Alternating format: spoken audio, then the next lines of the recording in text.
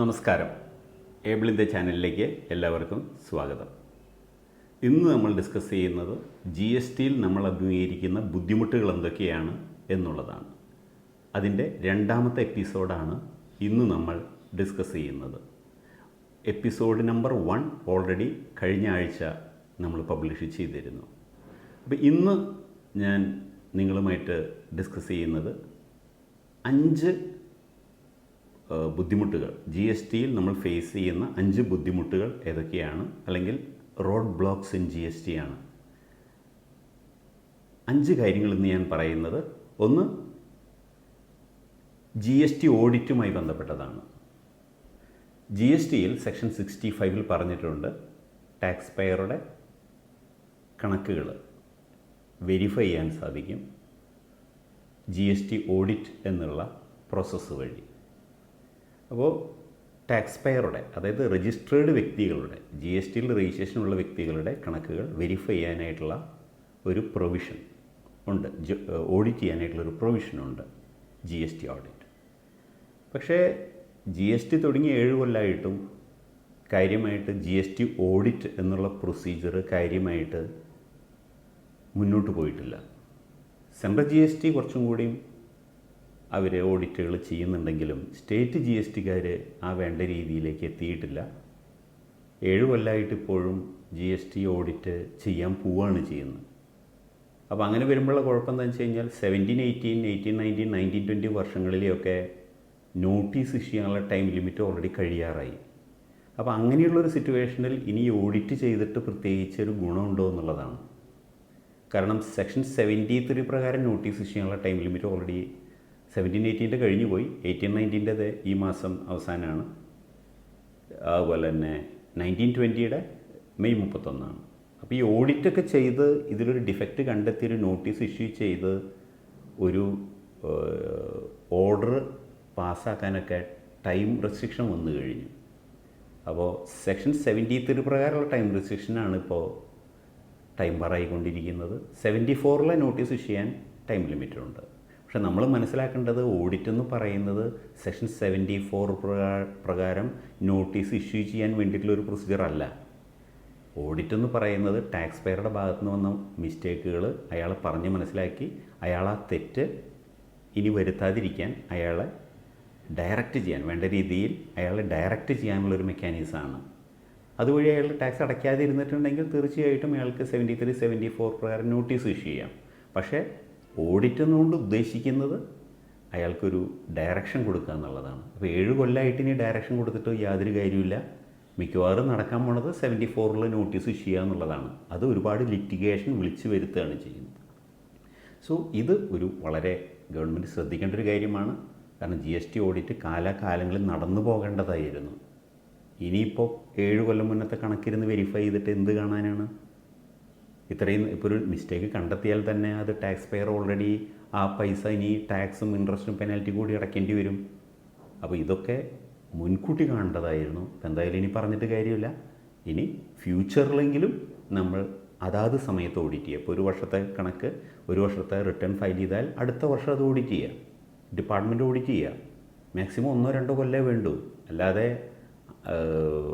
3 കൊല്ലം 5 കൊല്ലമൊക്കെ എടുത്തു കഴിഞ്ഞാൽ അത് വളരെ ബുദ്ധിമുട്ടുണ്ടാക്കും. അതാണ് ഒന്നാമത്തെ കാര്യം. രണ്ടാമത്തെ കാര്യം എന്ന് പറയുന്നത്, ജി എസ് ടിയിൽ നമ്മൾ ബുദ്ധിമുട്ടുന്ന രണ്ടാമത്തെ കാര്യം എന്ന് പറയുന്നത് നോട്ടീസ് ഇഷ്യൂ ചെയ്യാനുള്ള ടൈം ലിമിറ്റാണ്. അതുപോലെ തന്നെ ഓർഡറുകൾ ഇഷ്യൂ ചെയ്യാനുള്ള ടൈം ലിമിറ്റ്. ഇപ്പോൾ ജി എസ് ടിയിൽ നമ്മൾ നോക്കുകയാണെങ്കിൽ മെയിനായിട്ടും സെക്ഷൻ 73, 74 നമുക്ക് ഒരുപാട് ടൈമാണ് നോട്ടീസും ഓർഡർ ഇഷ്യൂ ചെയ്യാൻ ഗവൺമെൻറ്റിന് കിട്ടിയിട്ടുള്ളത്. ആക്ച്വലി 73 ആണെങ്കിൽ നമുക്കറിയാം 1 വർഷത്തെ നോട്ടീസ് ഇഷ്യൂ ചെയ്യാൻ അല്ലെങ്കിൽ ഓർഡർ ഇഷ്യൂ ചെയ്യാനുള്ള ടൈം ലിമിറ്റ് ആ വർഷത്തിൻ്റെ ആനുവൽ റിട്ടേൺ ഫയൽ ചെയ്യേണ്ട ഡ്യൂ ഡേറ്റ് മുതൽ 3 കൊല്ലം സമയമുണ്ട്. 74 ആണെങ്കിൽ 5 കൊല്ലം സമയമുണ്ട്. ഒരുപാട് സമയം ജി എസ് ടി നിയമം ഓഫീസർമാർക്ക് കൊടുക്കുകയാണ്. പക്ഷേ ഇത് വളരെ ബുദ്ധിമുട്ടുണ്ടാക്കുന്നു. കാരണം ആക്ച്വലി ഇന്നത്തെ ഈ ഓട്ടോമേറ്റഡ് യുഗത്തിൽ, അതായത് ടാക്സ് പെയർ ഓൺലൈനായിട്ട് റിട്ടേൺ ഫയൽ ചെയ്താൽ 5 കൊല്ലമൊക്കെ കഴിഞ്ഞ് വെരിഫൈ ചെയ്യണതിൻ്റെ അർത്ഥം മനസ്സിലാവുന്നില്ല. ആക്ച്വലി ടാക്സ് പെയർ ഓൺലൈനായിട്ട് റിട്ടേൺ ഫയൽ ചെയ്താൽ നെക്സ്റ്റ് ഇയർ വേണമെങ്കിൽ 1 കൊല്ലോ 1.5 കൊല്ലോ അല്ലെങ്കിൽ മാക്സിമം 2 കൊല്ലോ സമയം കൊടുക്കേണ്ട കാര്യമുള്ളൂ. നോട്ടീസ് ഇഷ്യൂ ചെയ്യാൻ. എന്തിനാണ് ഈ പറയുന്ന പോലെ 3 കൊല്ലം സമയം 73-ൽ? അപ്പോൾ ഇതൊക്കെ 73-ൽ 3 കൊല്ലം, 75-ൽ 5 വർഷം. അപ്പോൾ ഇത്രയും ലോങ് ടൈമൊക്കെ പണ്ട് കൊടുത്തിരുന്നു, സർവീസ് ടാക്സിലൊക്കെ കൊടുത്തിരുന്നു. പക്ഷേ അത് അന്ന് ഇതുപോലെ ഇലക്ട്രോണിക് യുഗമായിരുന്നില്ല, മാനുവൽ സിസ്റ്റങ്ങളായിരുന്നു, വളരെ ബുദ്ധിമുട്ടുള്ള സമയമായിരുന്നു. ഇപ്പോൾ പക്ഷേ അങ്ങനെയല്ലല്ലോ, എല്ലാം ഓട്ടോമേറ്റഡ് അല്ലേ. അപ്പോൾ ഇപ്പോൾ നിലവിൽ നടക്കുന്നത് എന്താണെന്ന് ഞാൻ പറയാം. സമയം കൂടുതൽ കിട്ടുമ്പോൾ അത് വേണ്ട രീതിയിൽ അത് ഉപയോഗിക്കുന്നില്ല, എല്ലാം അവസാന ദിവസത്തേക്ക് മാറ്റി വയ്ക്കുന്നു. ഇപ്പോൾ നോട്ടീസുകൾ ഇഷ്യൂ ചെയ്യാനായിട്ട് ഓടി നടക്കുന്നു. 18, 19 നോട്ടീസുകൾ അവസാന സമയത്താണ് ഇപ്പോൾ ഇഷ്യൂ ചെയ്യുന്നത്. അതാത് സമയങ്ങൾ നമ്മൾ ഇഷ്യൂ ചെയ്ത് പോയില്ല. കാരണം എന്താ, ഒരുപാട് സമയം കിട്ടിയതുകൊണ്ട് എല്ലാവരും അത് മാറ്റി വെച്ചിരിക്കുകയാണ്. അപ്പോൾ ഇത് ഗവൺമെൻറ് ശ്രദ്ധിക്കണം. കാരണം 73, 74-ൽ നോട്ടീസ് ഇഷ്യൂ ചെയ്യാനുള്ള time limit 3 years and 5 years എന്നുള്ളത് ചുരുക്കണം. ഒരു 1 year or 2 year അത്രയേ വേണ്ടൂ. കാരണം ഇത് ഇലക്ട്രോണിക് യുഗമല്ലേ, എന്തിനാണ് ഇത്രയധികം സമയം കൊടുക്കുന്നത്? അത് ഇന്നെഫിഷ്യൻസി വിളിച്ച് വരുത്തുകയാണ് ചെയ്യുന്നത് എന്നാണ് എനിക്ക് പറയാനുള്ളത്. ഇനി മൂന്നാമത്തെ പ്രശ്നം നമ്മൾ അഭിമുഖീകരിക്കുന്നത് സ്റ്റേറ്റ് GSTയുടെയാണ്. സ്റ്റേറ്റ് GST ഡിപ്പാർട്ട്മെൻറ്റ് മെയിൻറ്റെയിൻ ചെയ്യുന്നൊരു വെബ്സൈറ്റുണ്ട്. അത് kerala.taxes.gov.in എന്ന് പറയുന്ന വെബ്സൈറ്റാണ്. ഈ സൈറ്റ് ശരിയായിട്ടുള്ള രീതിയിൽ മെയിൻറ്റെയിൻ ചെയ്യുന്നില്ല. അത് കൃത്യമായിട്ട് നോട്ടിഫിക്കേഷൻസ് അതിൽ അപ്ലോഡ് ചെയ്യുന്നില്ല.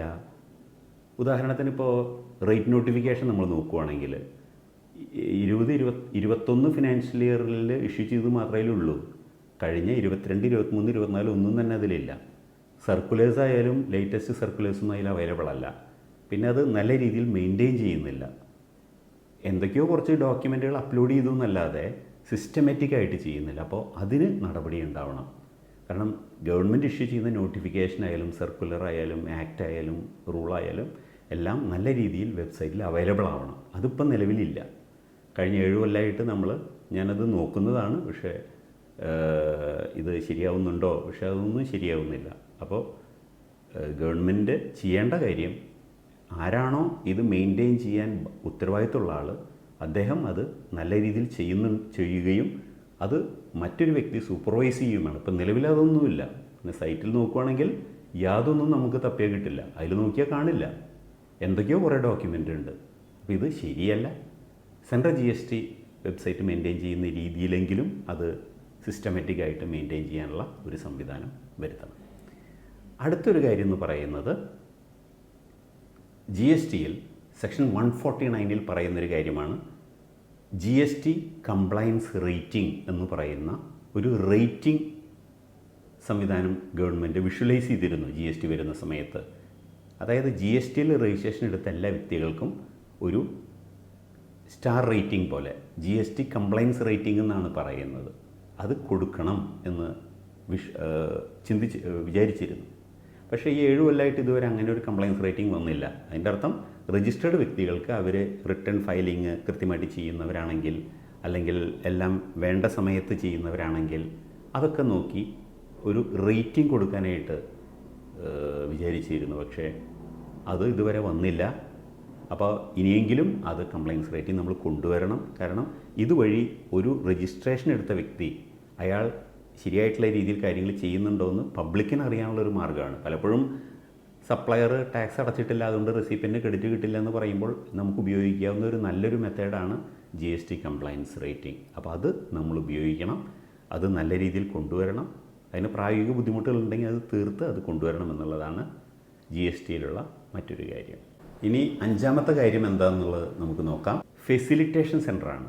എന്ന് പറഞ്ഞാൽ GST നിയമത്തിൽ GST റൂളിൽ നോക്കുകയാണെങ്കിൽ ഒരുപാട് സ്ഥലത്ത് GST facilitation centre notified by the commissioner എന്ന് പറയുന്നുണ്ട്.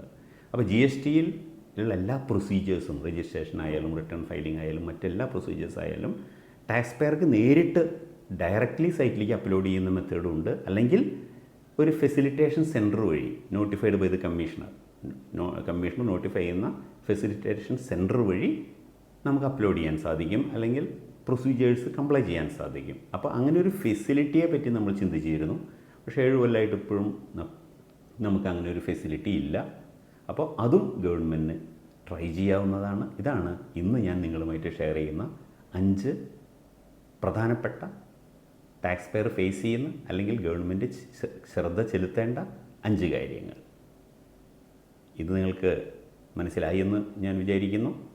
ഇനി അടുത്ത എപ്പിസോഡിൽ മറ്റ് ബുദ്ധിമുട്ടുകളെ പറ്റി ഞാൻ നിങ്ങളുമായിട്ട് പങ്കുവയ്ക്കുന്നതാണ്. നന്ദി.